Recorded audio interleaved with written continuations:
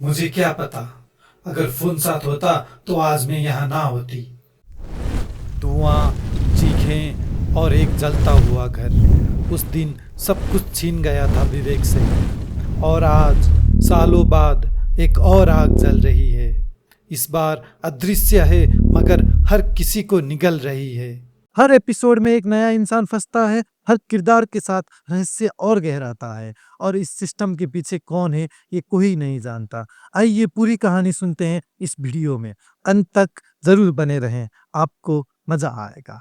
चलिए कहानी शुरू करते हैं। करीब 15 साल पहले की बात है। महाराष्ट्र के एक छोटे से गांव जहां विवेक का जन्म हुआ था। उसका परिवार छोटा था, बस 3 लोग थे, विवेक, उसके पिता और माँ गर्भवती थी। उसका शरीर भारी हो चुका था। अब घर के छोटे मोटे काम भी पिता ही संभालते थे। विवेक 10 साल का था और जल्द ही बड़ा भाई बनने वाला था। एक शाम ठीक 6 बजे के आसपास बाप बेटे दोनों बाजार से लौट रहे थे। रास्ता घर की तरफ जाता था, पर रास्ता अचानक डर में बदल गया। गांव के लोग भाग रहे थे, किसी अनदेखी चीज की तरह, जो सिर्फ शरीर नहीं रूह को हिला देती थी। विवेक और उसके पिता एक दूसरे की तरफ देखे, कुछ समझ नहीं पाए और दौड़ पड़े घर की ओर। हवा भारी हो चुकी थी। सामने आसमान में एक बड़ा काला धुएं का बादल उमड़ रहा था, जैसे किसी बुरे वक्त की परछाई हो। घर के बाहर भीड़ लगी थी और भीड़ के पीछे से धुएं की लपटें आग की लपटों में बदल चुकी थी। घर जल रहा था। विवेक चिल्लाया। विवेक के पिता का चेहरा बैठ गया था। दोनों भीड़ को चीरते हुए आगे बढ़े, लेकिन लोग रोकने लगे। अंदर मत जाओ, खतरा है। विवेक जीत पर उतर आया। माँ को बचाना था। वो भागा अंदर की ओर, लेकिन तभी किसी ने उसे कसकर पकड़ा।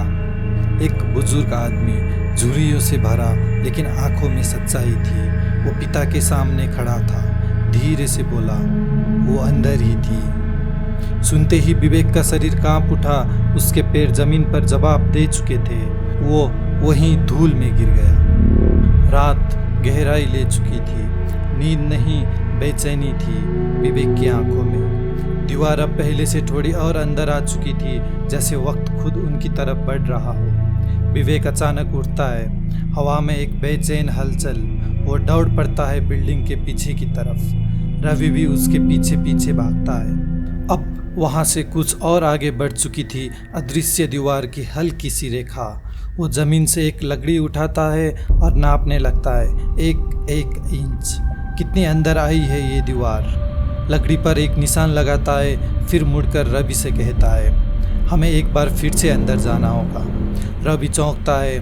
आवाज़ ऊंची होती है, तू पागल हो गया है क्या? रात के 12 बज रहे हैं और तू अंदर जाने की बात कर रहा है? तू अकेला जा, मैं नहीं जाऊंगा। विवेक शांत है लेकिन जिद्दी। अगर हम इस लकड़ी से अंदर और बाहर की टोटल दूरी नाप सकें तो हमें पता लग सकता है कि दीवार कितने घंटे में अंदर सरकती है और हमारे पास कितना समय बचा है। रवि थक चुका था मानसिक रूप से। ये सब जान के क्या करना है? 5 डिलीवरी और आनी बाकी है। वो आएगा तो शायद हम लोग बाहर निकल सकते हैं। कल का इंतज़ार करते हैं, कौन आता है। लेकिन विवेक मानने वाला नहीं था। फिर भी हम लोग उस नोटिफिकेशन के भरोसे नहीं बैठ सकते। क्या पता वो भी एक छल ही हो। ऐसा दीवार कौन बना सकता है? इसको सॉल्व करना ही होगा। जब इसके पीछे की राज समझ जाएंगे तभी तो बाहर निकल पाएंगे। रवि हार मान लेता है। ठीक है, लेकिन कल, आज ज़्यादा ही रात हो चुकी है। रात ढलती है, चांद ढल रहा है। सूरज की पहली रेखा आसमान को हल्का सा छू धूप निकल चुकी है। रवि दौड़कर फिर से बाहर जाने की कोशिश करता है, फिर टकरा जाता है। विवेक देख रहा है। धीरे धीरे पास आता है और देखता है कल रात की वही लकड़ी अभी भी उसके हाथों में है। लकड़ी और दीवार की पिछली रेखा, कुछ भी नहीं बदला था। वो रवि से कहता है, चलो अंदर से नापते हैं। दोनों फिर बिल्डिंग के अंदर चले जाते हैं और नापने लगते हैं। तभी बाहर से स्कूटी की आवाज़ आती है। दोनों दौड़कर बाहर झांकते हैं। एक लड़की स्कूटी पर डिलीवरी बैग लेकर अंदर आ रही थी। विवेक चिल्ला उठता है, अंदर मत आओ, अंदर मत आओ। रवि याद दिलाता है, तू भूल गया क्या, अंदर से आवाज़ बाहर नहीं जाती है। विवेक चिंतित है, कहीं वो भी अंदर फंस न जाए, इसीलिए चिल्लाया। रवि फिर कहता है, वो आएगी, बैग रखेगी, तभी तो हम आगे बढ़ेंगे। विवेक शांत होकर कहता है, देखते हैं। विवेक लकड़ी पर एक चिन्ह लगाता है, दोनों छुप जाते हैं। लड़की बिल्डिंग के अंदर आती है, बैग रखती है, चारों तरफ देखती है और घबरा जाती है और वो बाहर भागने लगती है। लेकिन बहुत देर हो चुकी थी, वो अदृश्य दीवार से टकरा जाती है। सन्नाटा, चेहरे पर हैरानी, डर, वो समझ नहीं पा रही थी। वो हाथ आगे बढ़ाकर उस दीवार को छूने की कोशिश करती है, हाथ आगे नहीं बढ़ रहे थे।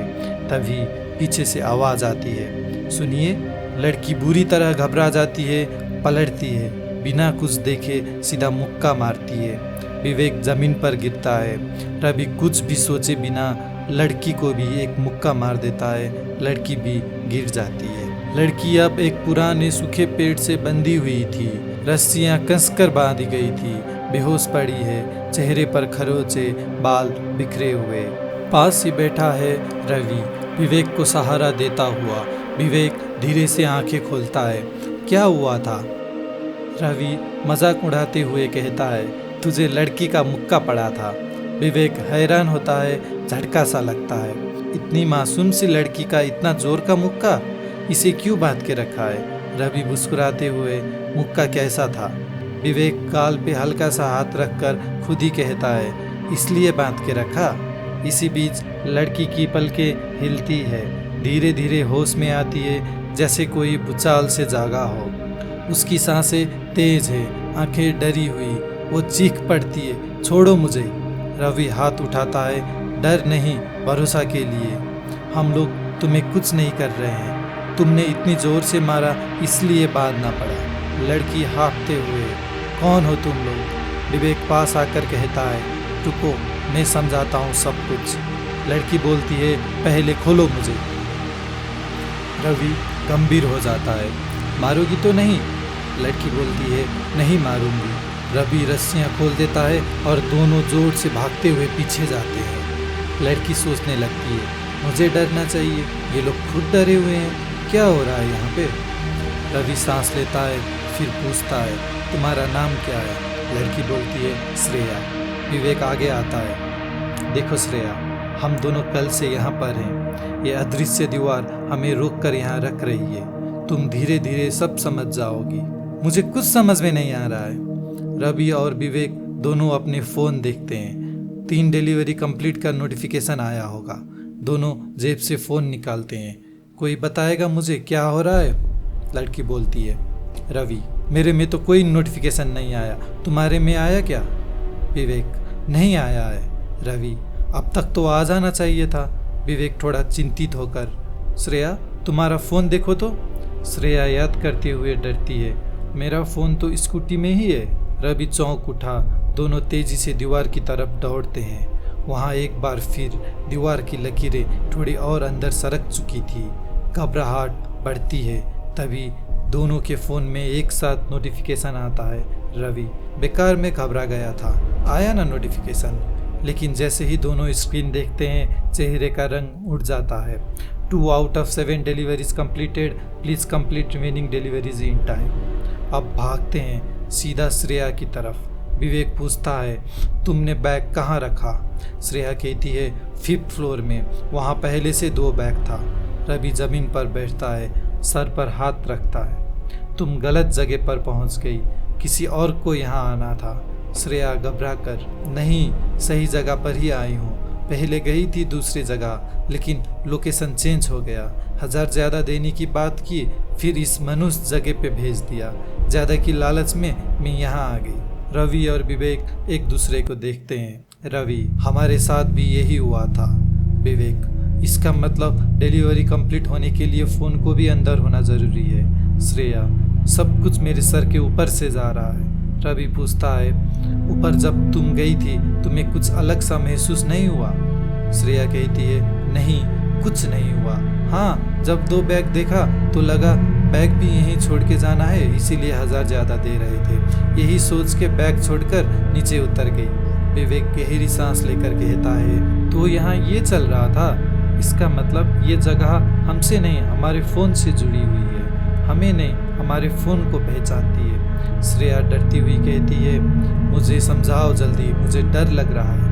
रवि, तो ध्यान से सुनो, घबराना मत। जब कल हम लोग आए थे हमारे साथ भी ऐसा ही हुआ था, और भी भयानक। वो एक एक शब्द तोल कर बोलता है, जब तक 7 लोग 7 डिलीवरी बैग और 7 फ़ोन अंदर नहीं आते हम लोग बाहर नहीं जा सकते। और ये अदृश्य दीवार हर 24 घंटे में अंदर सरकती जा रही है, और तुम अपना फ़ोन बाहर भूल आई तो दीवार 12 घंटे में ही अंदर आ गई। श्रेया की आंखें भर आती है, उसका चेहरा डर से कांप रहा है। अब मतलब मैं घर नहीं जा पाऊंगी? विवेक गंभीर होकर कहता है, मुझे तो ऐसा ही लगता है, तुम फ़ोन बाहर ही भूल आई हो। अब ना हम बाहर जा सकते हैं, ना कोई हमें देख या सुन सकता है। तुम्हारा फ़ोन कैसे अंदर आएगा अब? श्रेया पेड़ के नीचे बैठी है, घबराई थकी मगर अब होश में है। पास बैठा है रवि, चुपचाप थोड़े झुके हुए। विवेक अब खड़ा होता है, घास पर टहलता हुआ।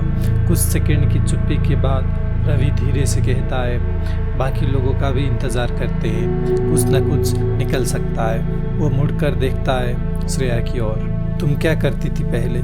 मेरा मतलब डिलीवरी करने से पहले। श्रेया बिना आँख मिलाए जवाब देती है, डिलीवरी में तो मेरा आज ही पहला दिन है। मैं नर्स थी, 6 महीने के लिए मेरा लाइसेंस रद्द कर दिया गया, इसलिए आज से ही ये काम शुरू किया। रवि अब थोड़ा और सीधा हो बैठता है, हैरान होकर पूछता है, क्यों? तुम्हारा लाइसेंस क्यों रद्द कर दिया गया? श्रेया की आवाज़ में तकलीफ है मगर वो स्पष्ट बोलती है, एक पेशेंट ने कंप्लेन कर दी थी, हॉस्पिटल को अपनी इज्जत बचानी थी, इंक्वायरी बिठाया और दिखावे के लिए मेरा लाइसेंस 6 महीने के लिए रद्द कर दिया। घर बैठकर क्या करती, इसलिए आज से ये काम शुरू किया।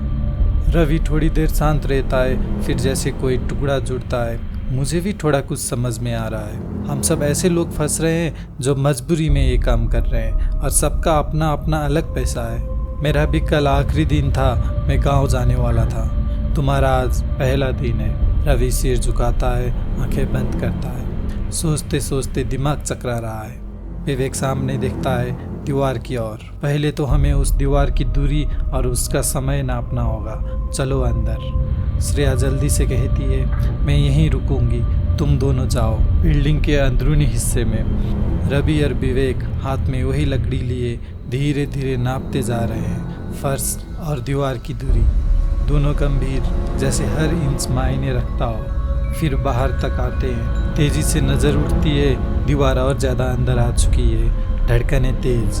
तभी दोनों के फ़ोन में एक साथ नोटिफिकेशन आता है, दोनों जल्दी से फ़ोन निकालते हैं। जब तक तीसरी डिलीवरी पूरी नहीं होगी, दीवार 2 गुना तेजी से अंदर सरकेगी। दोनों धीरे धीरे एक दूसरे की ओर देखते हैं। अगर आपको मिस्ट्री, थ्रिल और साइंस फिक्शन पसंद है तो सब्सक्राइब कीजिए, बेल आइकन दबाइए और जानिए कि द वॉल के पीछे आखिर क्या है। चलिए मिलते हैं अगले वीडियो में, तब तक के लिए बाय बाय।